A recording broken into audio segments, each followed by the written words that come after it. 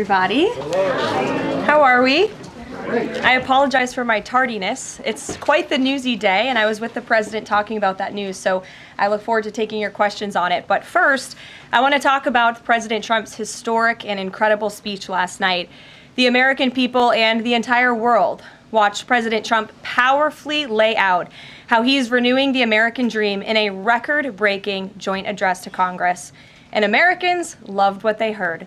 According to a CBS YouGov survey, an overwhelming 76% of those watching approved of President Trump's speech last night. The president spoke about how he's taken more than 400 executive actions on his key promises. The expectations were high, and President Trump is exceeding them. According to brand new polling from the Daily Mail, President Trump has never been more popular as his approval ratings are reaching historic highs. More Americans believe America is headed in the right direction than the wrong direction. Everyday Americans love this president because he tells it like it is, no matter what, and he did that last night. President Trump level set with the American people on the economy and exposed how badly Joe Biden screwed it up by causing the worst inflation crisis in 4 decades. President Trump was honest about where we are while making clear that help is on the way. As the president declared last night, he will make America affordable again. Last night, you also saw who motivates the president to work so hard. Everyday Americans, who President Trump shined a spotlight on last night in his speech.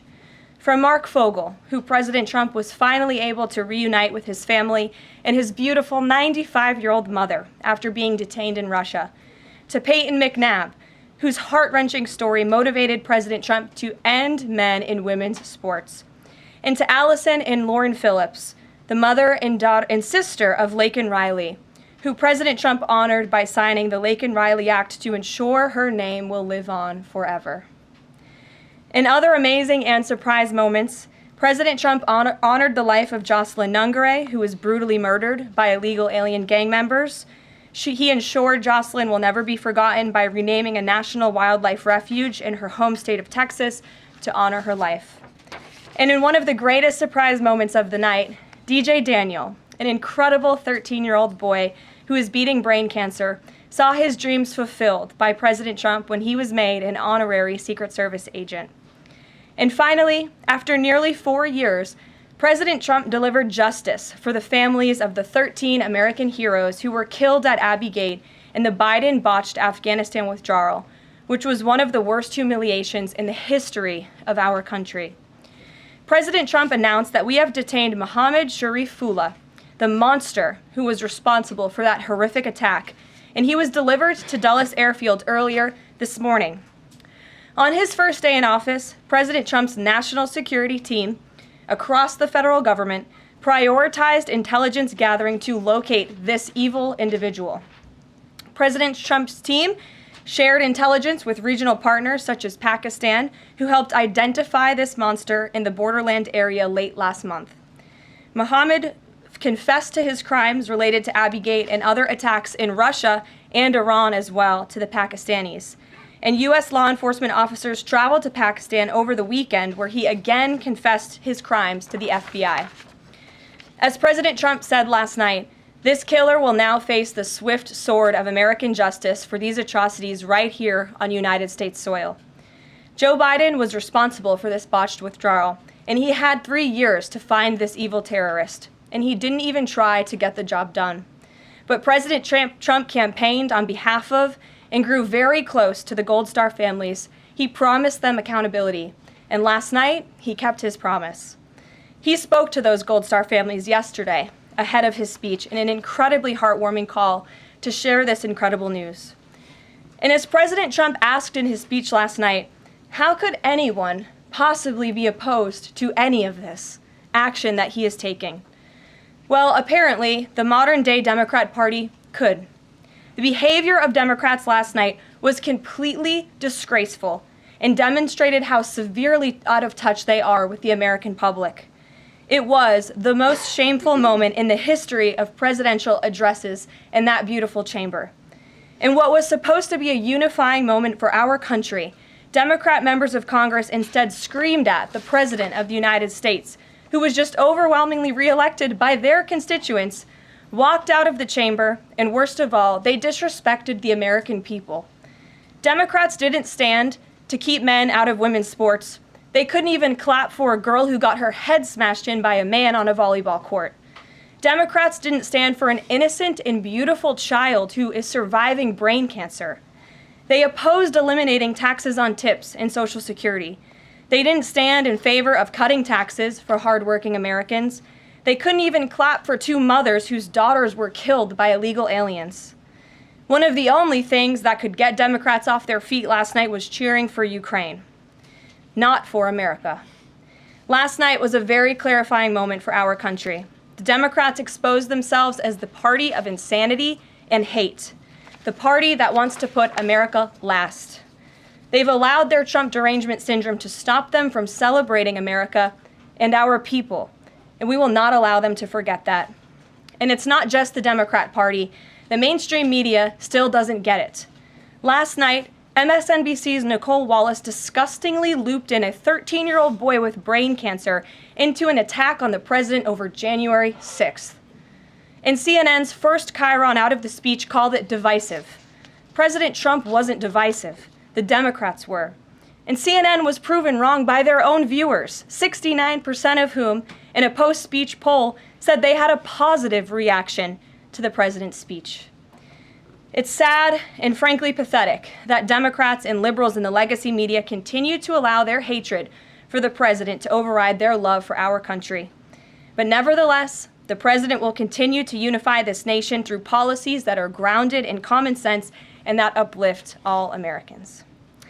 We have an individual in our new media seat today, Mary Margaret Olohan, who is the Daily Wire's first ever White House correspondent. Congratulations, Mary Margaret. The Daily Wire was founded 10 years ago by Ben Shapiro. The Daily Wire now has over 1 million paid subscribers, a monthly network reach of 138 million, and has evolved into a leading conservative multimedia giant.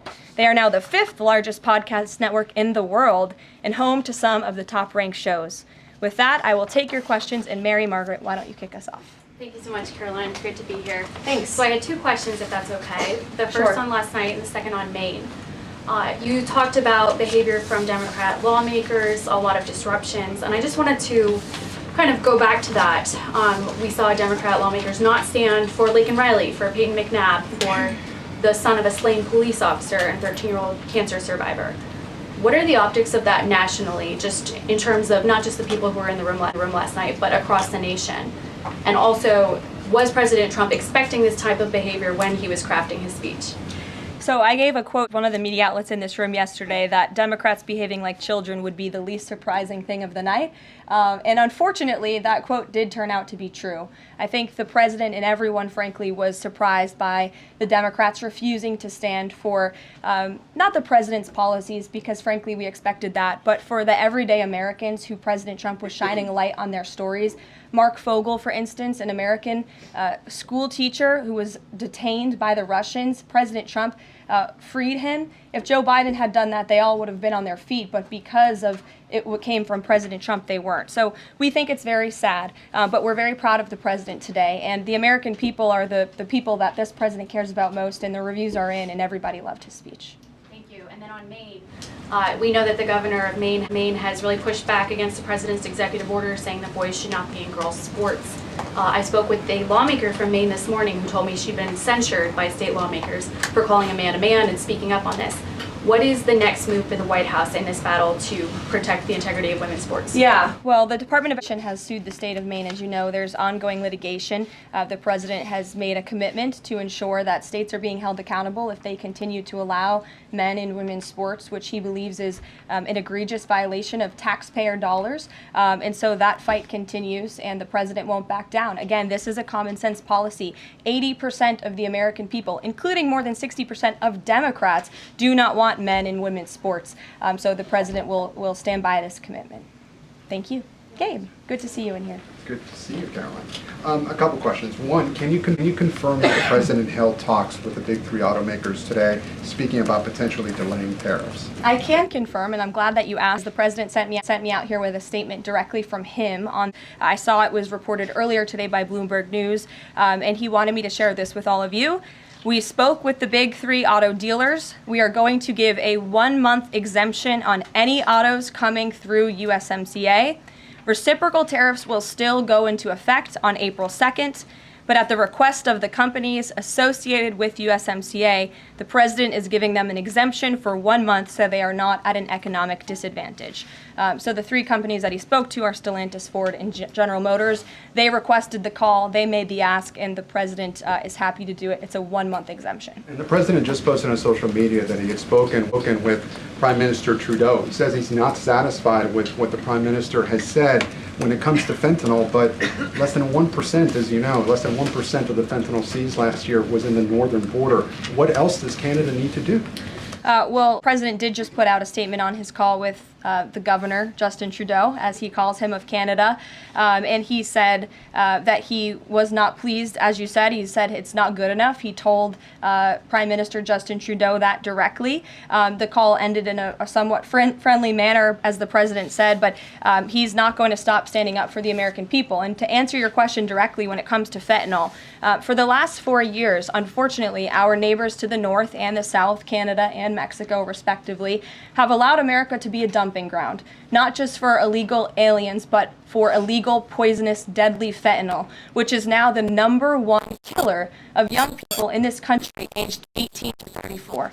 Through the northern border in Canada, in last fiscal year alone, there was enough fentanyl seized to kill 4.8 billion people. And that number is up 2,050% from 2023, the year before. So there's been more than a 2,000% increase in illegal fentanyl seizure at the northern border. Why? Because Canada is allowing that fentanyl to come to the United States. The president sees these numbers. He thinks about the lives that are lost. And everybody in this room, I'm sure, everybody watching at home, everybody across the country knows someone in our lives who has been killed at the hands of this deadly poison. There needs to be repercussions for that. The president feels very strongly about it. Karoline, respectfully, it's just 43 pounds that were found last year. That's less than a carry-on suitcase. Is that a lot of fentanyl compared to, say, Mexico, where the vast majority of the fentanyl is brought in through Mexico, not Canada? So what else does Canada need to do? Well, last year alone, there was a 2,000% increase in illegal fentanyl. But it's only 43 You're asking pounds, me. Karoline. You're asking me for what the president's justification is for these tariffs. It's not up to you. You're not the president, Gabe. And frankly, I think it's a little bit disrespectful to the families in this country who have lost loved ones at the hands of this deadly poison.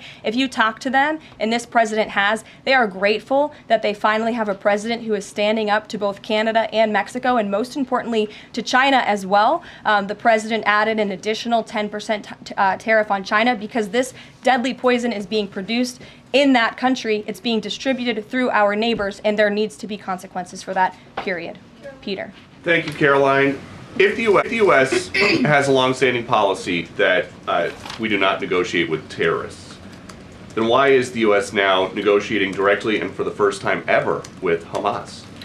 Well, when it comes to the negotiations that you're referring to, first of all, the special envoy who's engaged in those negotiations does have the authority to talk to anyone. Israel was consulted on this matter. And look, dialogue and talking to people around the world to do what's in the best interest of the American people is something that the president has proven is what he believes is good faith effort to do what's right for the American people.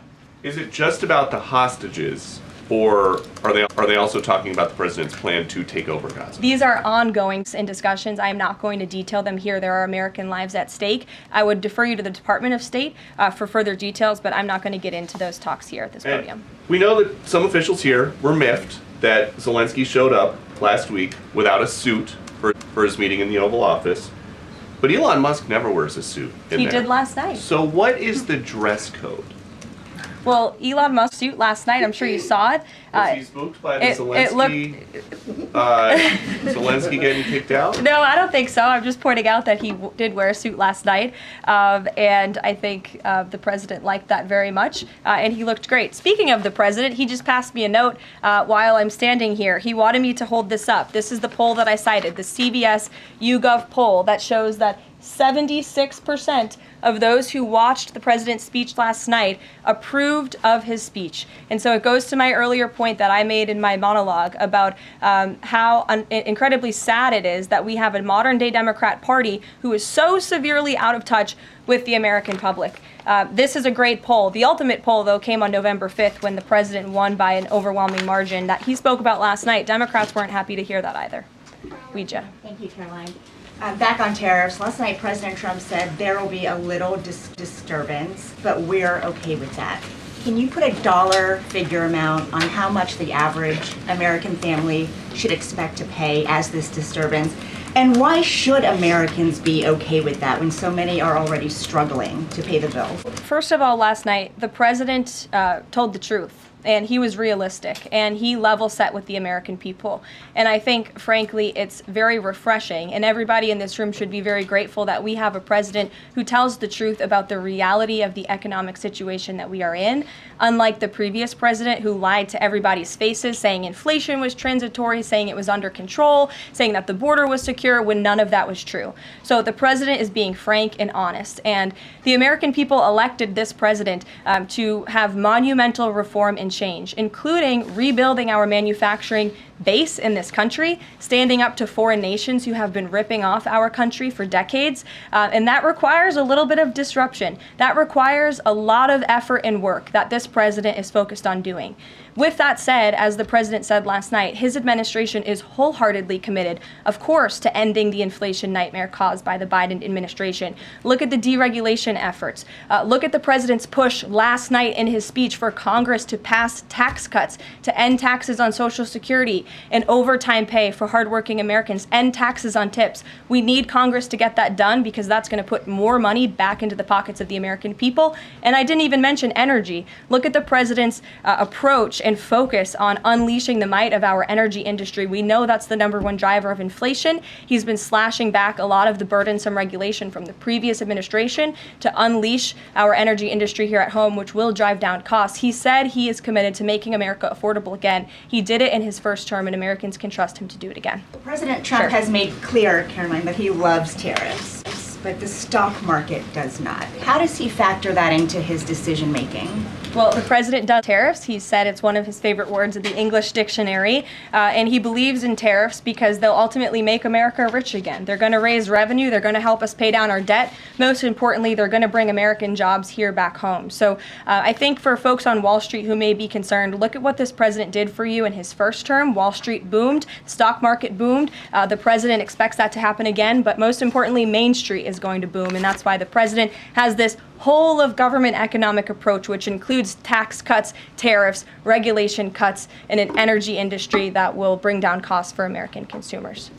Sure, Monica. Thank you, Caroline. You mentioned not one Democrat senator voted to protect women's sports from males. Not one Democrat congressman or congresswoman stood to applaud or support protecting women's spaces and sports at the president's joint session to Congress last night, as you articulately mentioned at the beginning.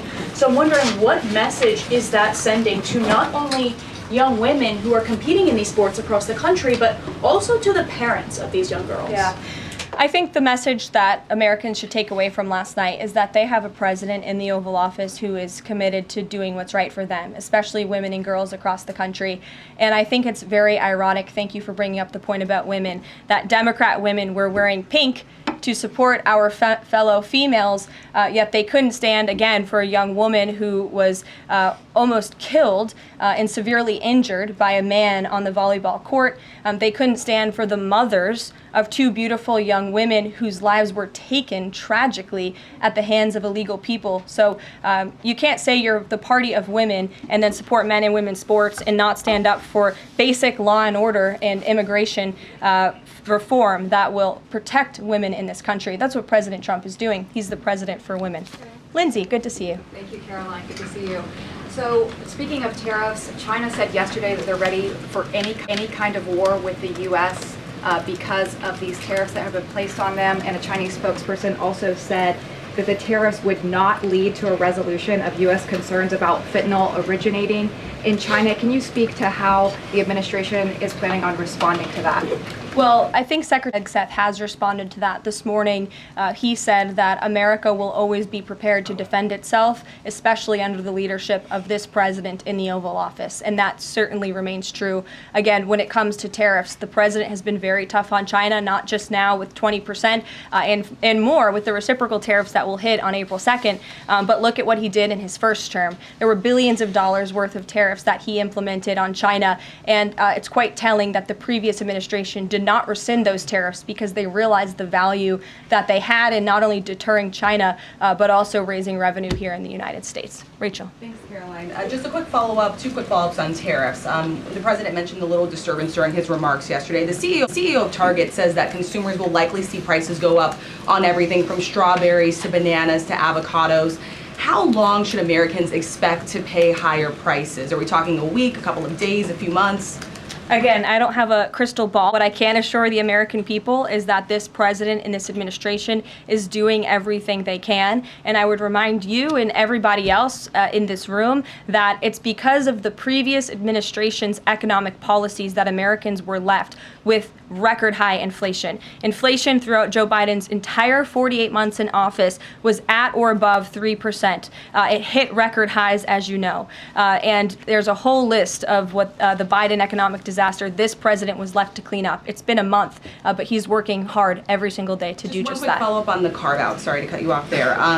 The U.S. imported $43 million worth of eggs from Canada. I know you mentioned some of the exemptions when it comes to automakers. Will there be any other carve-outs, including for eggs? We know prices are soaring for Americans. The president is open to hearing about additional exemptions.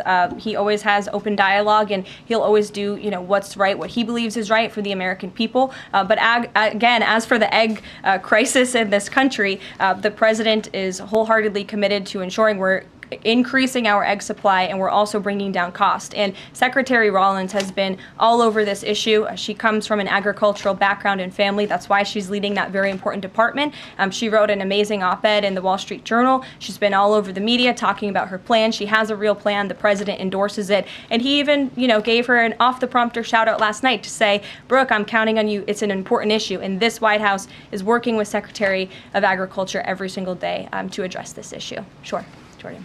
Thanks, Caroline. So, what does it say that the Democrats, while they couldn't stand for Americans or stand for victims, they stood for war and clapped for war and clapped for 5 more years of war?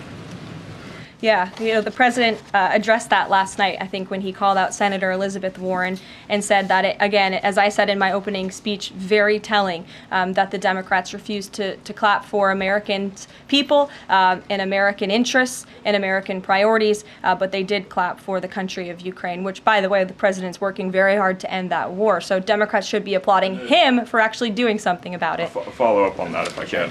You've spoken recently about how what happened in the Oval Office last week gave Americans an inside look into behind-the-scenes discussions with Zelensky.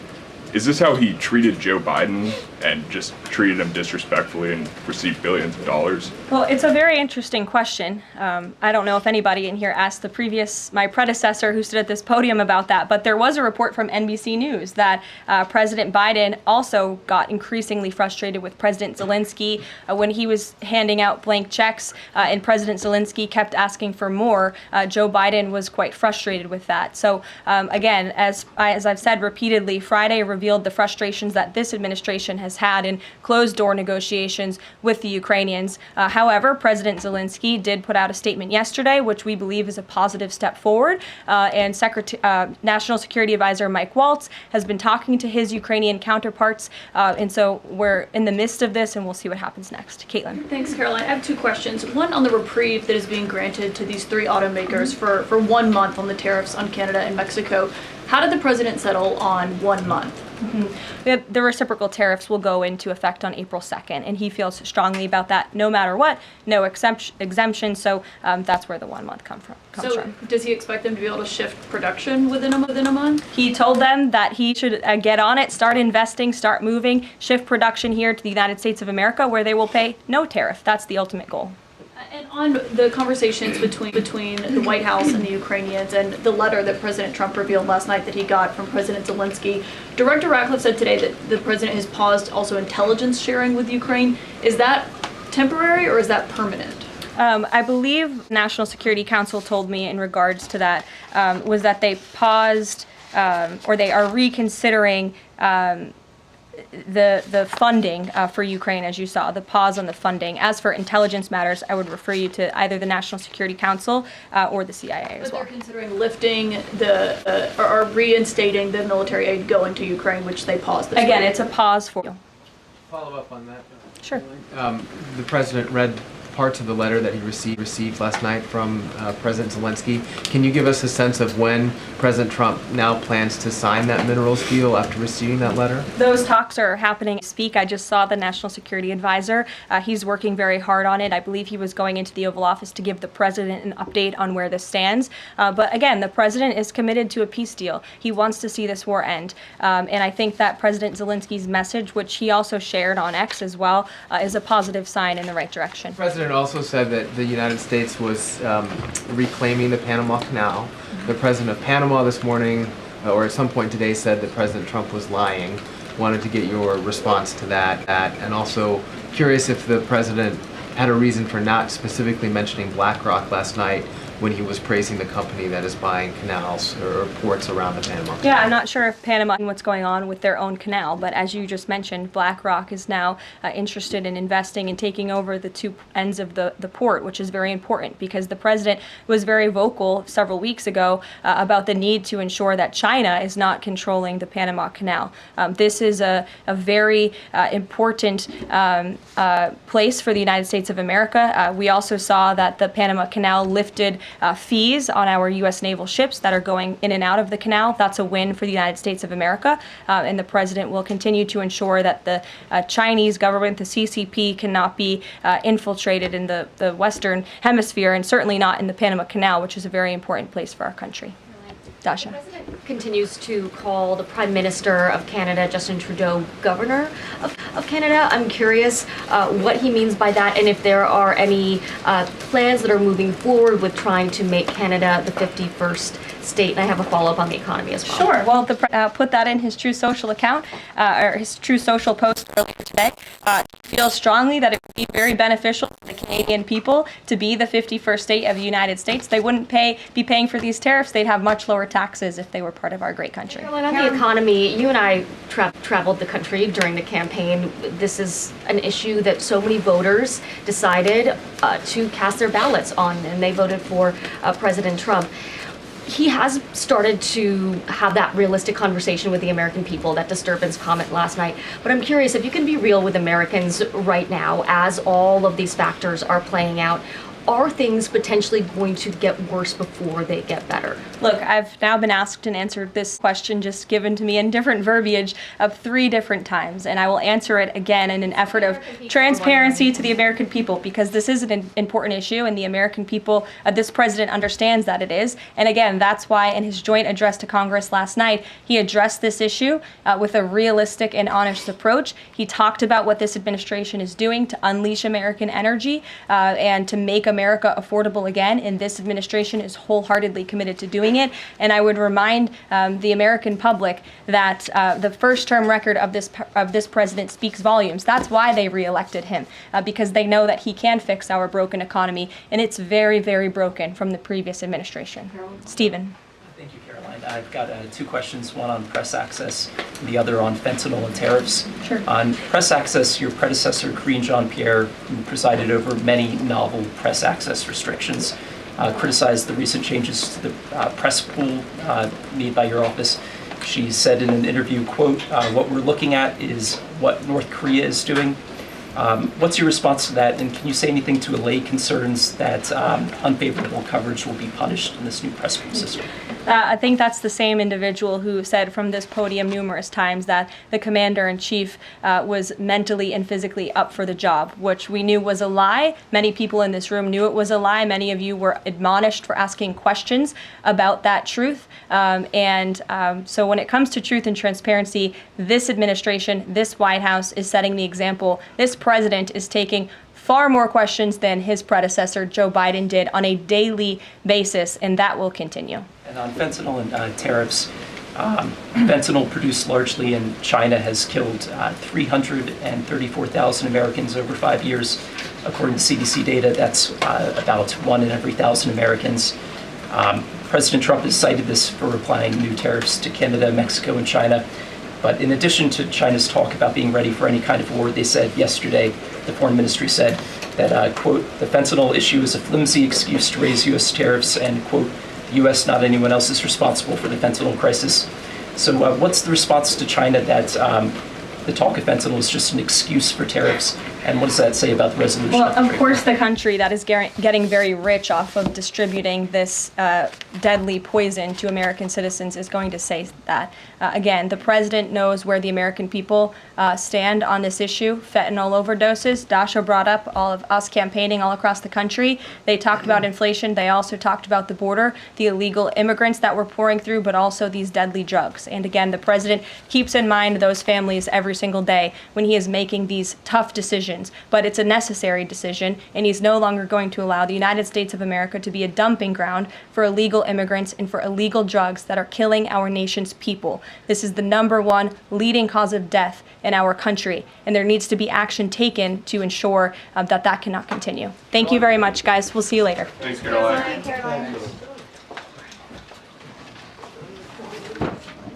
Do we know what auto brands are actually exempted? So Honda.